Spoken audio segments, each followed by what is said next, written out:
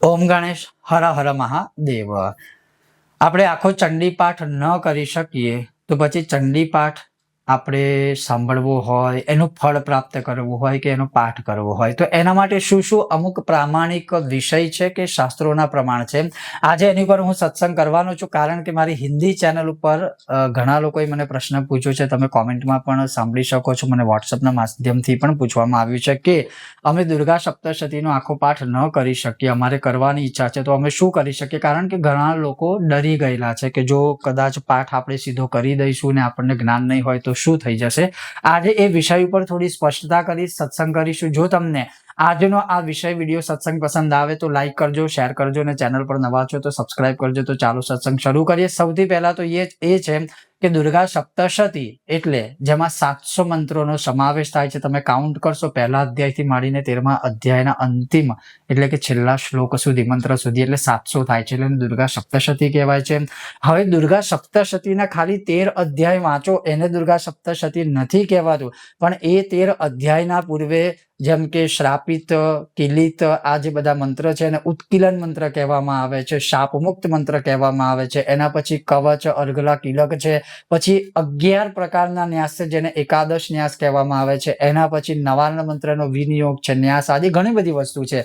એટલે એવું નથી કે સીધા 13 અધ્યાય વાંચીએ તો આપણે દુર્ગા સપ્તશતી થઈ જાય, એના પહેલા અને એના પછી ઘણા બધા બીજા પ્રોસેસ છે, રહસ્યો છે, અને એનું આપણને સંપૂર્ણ જ્ઞાન હોય ને ત્યારે જ સ્વયં પાઠ કરવાનો પ્રયત્ન કરવો। નહીં તો ઘણીવાર એવું બધું થતું હોય છે, ઘણા લોકો અમને કે અમુક લોકો કે અમે રોજ ચંડી પાઠ કરીએ છીએ, એટલે રોજ ચંડી પાઠ કરીએ એટલે કદાચ અમને પણ થોડું ગમે તો ખરું જ કે રોજ કોઈ ચંડી પાઠ કરે તો એ ખુશીની વાત છે, પણ થોડું ક્યારેક શોખ લાગે। કારણ કે એક સામાન્ય જન તરીકે કોઈ મનુષ્ય એકદમ સ્પષ્ટ ઉચ્ચારણ, પ્રોપર વિધિ વિધાનની સાથે રોજના 2 કલાક, કેમ કે જ્યારે તમે પૂર્ણ રીતે પાઠ કરો પ્રોપર ન્યાસ ને આ તે બધું સાથે તો 2 કલાક તો થાય ને થાય, ત્યારે થોડું આશ્ચર્ય થાય કે આ શક્ય હશે ખરું। પણ જ્યારે પૂછીએ કે તમે શું કરો છો ત્યારે એવું કહે કે અમે કુંજિકા સ્તોત્ર કરીએ છીએ કે એમાં લખ્યું છે કે ચંડી જાપો શુભો ભવેત, એનાથી આખા ચંડી પાઠનું ફળ મળે। એટલે એ કુંજિકા કરે છે એવું નહીં કે એ તમને એવું કહેશે કે અમે પાઠ કરીએ છીએ, જેને આપણે કહી શકીએ મિસઅન્ડરસ્ટેન્ડિંગ। તો ક્યારેક આવું થતું હોય છે, એટલે એવી ભૂલ ન કરતા। પણ હવે જો તમે રોજ ચંડી પાઠ નથી કરી શકતા તો પછી શું કરવું?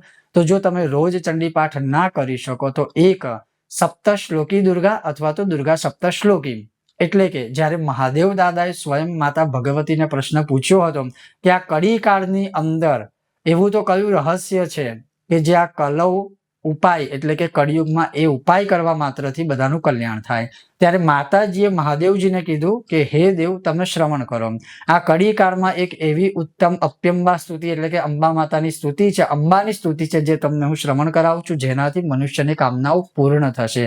અને એ સ્તુતિ સ્વરૂપે પછી એનો આખો વિનિયોગ છે કે નારાયણ ઋષિ છે, અનુષ્ટુપ છંદા આદિ, અને એના પછી 7 શ્લોકો આખા દુર્ગા સપ્તશતીના 700 મંત્રમાંથી જે 7 શ્લોકો કહીએ ને કે ગડણીમાંથી ગાડીને કાઢેલા 7 શ્લોકો એ છે દુર્ગા સપ્તશ્લોકી। અને એકે એક શ્લોકનું એટલું બધું પાવરફુલ એનું કહીએ રહસ્ય છે કે શક્તિ છે। જેમ કે કોઈને બીમારી રહે છે કે કોઈ પરિવારમાં બીમારીઓ બહુ રહેતી હોય તો એમાં રોગાન શેષાન પહોંચી તુષ્ટન આવી જાય, પોતાનું પરિવારનું કલ્યાણ માટે સર્વ મંગલ માંગલ્ય આવી જાય, કોઈ બહુ ડરતા હોય, એન્ઝાયટી કોઈને બહુ રહેતી હોય તો એમાં છે કે કોઈને કોઈ ભયભીત બહુ રહેતા હોય, કોઈને એન્ઝાયટી આદિ બહુ થતું હોય તો પછી એની અંદર છે કે ભય પ્યસ્ત્રાહિનો દેવી દુર્ગે દેવી નમોસ્તુતે, એટલે આવા બધા રહસ્યોથી ભરેલા છે। કોઈ શત્રુઓથી બાધાઓથી પીડિત છે તો સર્વા બાધા પ્રશમનમ જે દુર્ગા સપ્તશ્લોકીનો 7મો મંત્ર છે કે શ્લોક છે, એટલે કહેવાનો અર્થ છે કે તમે આ 7 શ્લોકોના પણ જો રોજ પાઠ કરશો સરસ રીતે શુદ્ધ વિચાર અને શાંતિથી, કારણ કે 1 કે 2 મિનિટમાં તો આખો આ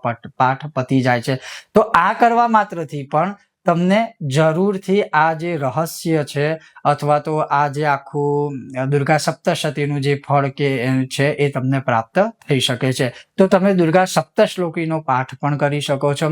એના પછી આપણે જે રીતે મેં તમને કીધું કે ચંડી જાપ શુભો ભવેત શૃણુ દેવી પ્રવક્ષ્યામિ કુંજિકા સ્તોત્રમ ઉત્તમમ યેન મંત્ર પ્રભાવેન ચંડી જાપ શુભ ભવેત, એટલે કે આ સ્તોત્ર કરવાથી કે આ મંત્ર કરવાથી તમને ચંડી પાઠનું ફળ મળે।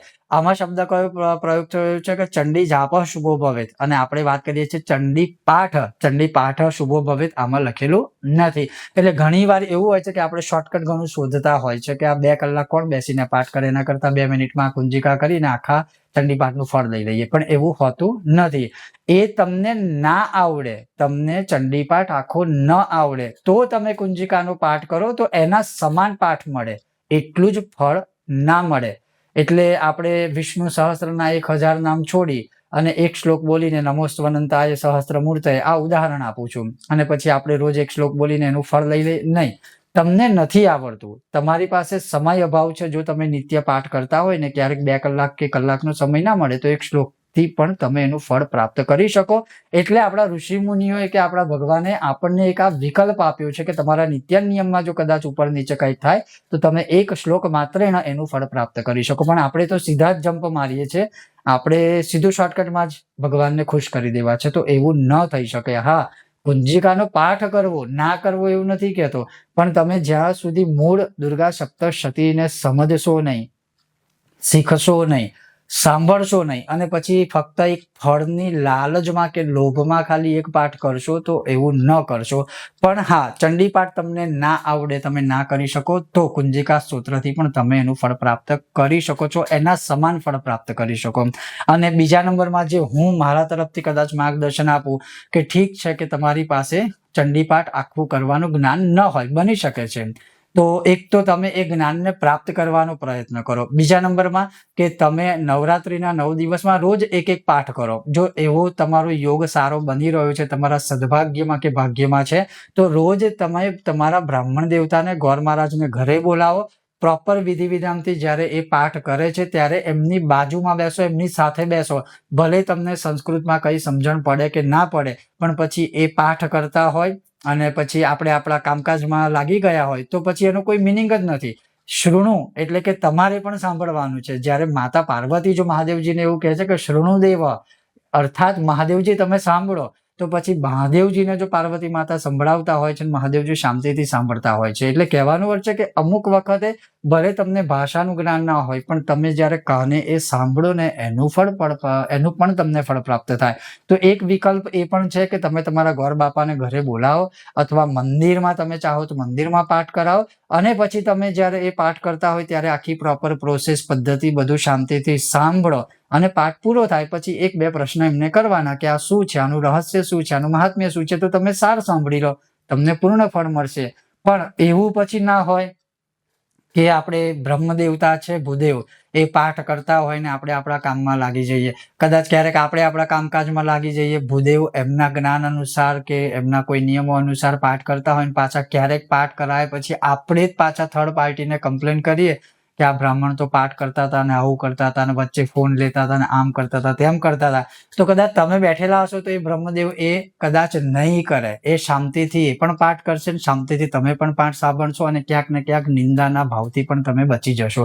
આ હું તમને શોર્ટકટમાં કહું છું, બહુ ટૂંક શબ્દોમાં. તો તમે પણ આ રીતે જો દુર્ગા સપ્તશતીનો પાઠ નથી કરી શકતા તો આ વિકલ્પો છે. બીજા નંબરમાં કે આખો દુર્ગા સપ્તશતી પાઠ ન કરી શકો તો માની લો કે શું આપણે આપણી કોઈ ભાષામાં, જેમ કે ગુજરાતી ભાષામાં શું વાંચી શકાય, તો હા, ગુજરાતી ભાષામાં તમે વાંચો, એમાં કોઈ વિધિ વિધાન નીતિ નિયમ નથી.